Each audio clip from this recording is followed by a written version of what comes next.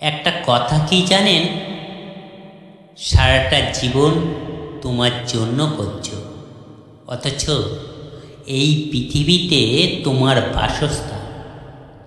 তোমার নিজের জন্য ভেবেও আর একটু ভাবুন এই পৃথিবীর জন্য। অনুরোধ করছি, প্লাস্টিক ফেলবেন না, অকারণে গাছ কাটবেন না। মানুষের বেঁচে থাকার জন্য একটি গাছ। তুমি বেঁচে আছো যার জন্য, তাকে কাটছো কেন?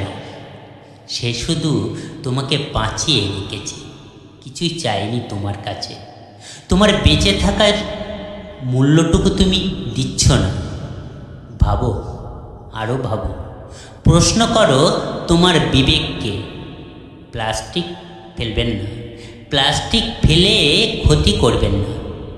আমাদের সচেতনতায় সুন্দর হয়ে উঠুক এই পৃথিবী, যাকে নিয়ে আমাদের সুন্দর করে বেঁচে থাকা, তার কথাটি আমরা ভুলে যাই কি করে?